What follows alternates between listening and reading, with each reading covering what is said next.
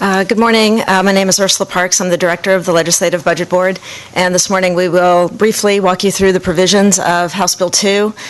Wayne Pulver will take you through it based on the graphic that you do have in front of you that has the state of Texas on it, and it will go through the major provisions that are encapsulated in this bill. It does affect all articles of the budget. Most major programs are affected by the appropriations made in House Bill 2, and there are some important interactions between House Bill 1 and House Bill 2 that we'll also review. Good morning. My name is Wayne Pulver with the Legislative Budget Board. As Ursula mentioned, I will go through very briefly this two-page graphic that you have in front of you. House Bill 2 appropriates $5.2 billion in all funds. Part of that is for fiscal 2017, $3 billion. And part of that is for the upcoming biennium 2018-19, $2.3 billion as well. The division of funds, as the chairman mentioned, about $957 million in general revenue funds. All the general revenues appropriated in fiscal 17. It's for the Medicaid program and for correctional managed health care shortfall. There are $2.5 billion in other funds appropriated. Almost exclusively all that money is from the Economic Stabilization Fund, the Rainy Day Fund. There's only a sliver that's not from the ESF. The state funds, which total $3.4 billion, draw down about $1.8 billion in federal funds, primarily for the Medicaid program. In the graphic, you can see at the bottom left, appropriations by article. The appropriations for GR and all funds kind of understate the impact per article because there's a big catch-all at the bottom called cross-article, and when we hit items that affect a lot of functions, I'll talk about those. So most of the cross-article appropriations hit all the articles. As I mentioned before, $3 billion in fiscal 17 and $2.3 billion in fiscal 18 and 19. The appropriation from the ESF does leave a considerable amount of room to appropriate from the ESF under the 2017 Article 8 spending limit. We've put all the appropriation authority into these broad categories. It begins on page 1 and extends to the end of the document. So let me go through each of those briefly. $2.6 billion in all funds, including $930 million, is appropriated to HHSC to address the Medicaid shortfall in 2016-17. That is, the state funds are from general revenue, as the chairman mentioned. A total of $587.4 million is appropriated for capital needs and deferred maintenance at various agencies across the state. For both construction and for critical deferred maintenance. What I will do for each of these is point you to the sections in the bill where these reside. The Medicaid appropriation resides in Section 7 of the bill. The capital needs appropriations reside in Sections 5, 10, 24, 29, and 33 of the bill.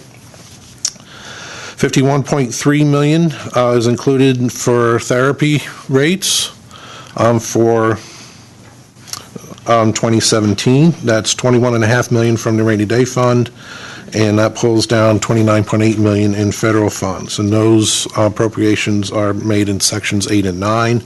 HHSC Rider 50 is amended to align the savings target with these new appropriations.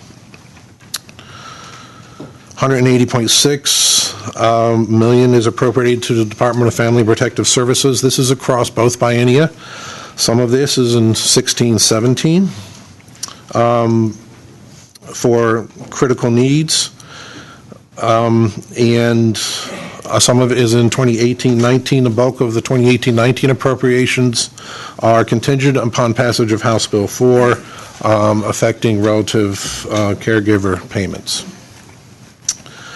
The bill also identifies and reduces appropriations to the Texas Public Finance Authority for debt service payments, bond debt service payments that accrued to delays in issuances and the good work at the agency to shuffle the state's debt obligations. Those appear in Section 1 of the bill. I'm going to move to page 2 of the handout. A total of $680.6 million is appropriated to various education agencies in Sections 17, 18, 37, and 38 of the bill.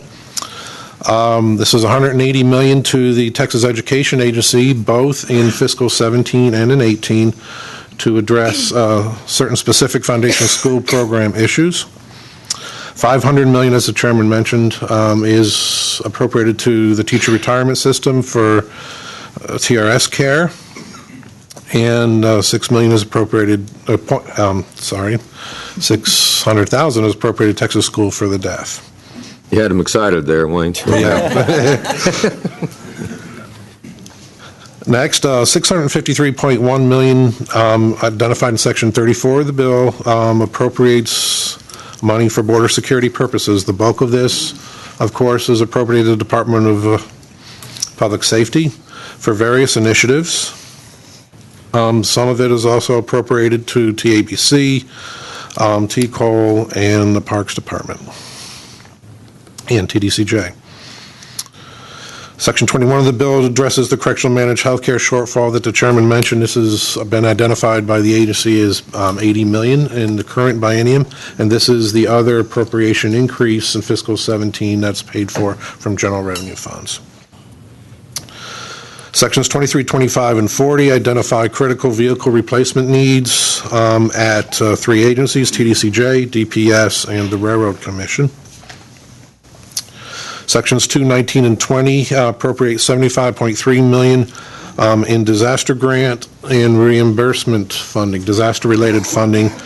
Part of that, 55.2, is to the Governor's Office for disaster grants. $15 million is appropriated to Tarleton State for disaster recovery purposes, and $5.1 million is appropriated to the Forest Service for reimbursement for prior expenses. To the top of the page on the right, $38.2 million is appropriated to the Railroad Commission in Section 40 for well plugging remediation purposes. $45 million is appropriated to the Governor's Office for a couple initiatives, $15 million for the University Research Initiative, and $30 million for DAG, or Defense Economic Adjustment Assistance grants. $80 million across many agencies is appropriated for information technology purposes. This includes $50 million, which in the bill is parked initially at Department of Information Resources to be distributed to various agencies for cybersecurity and information technology purposes.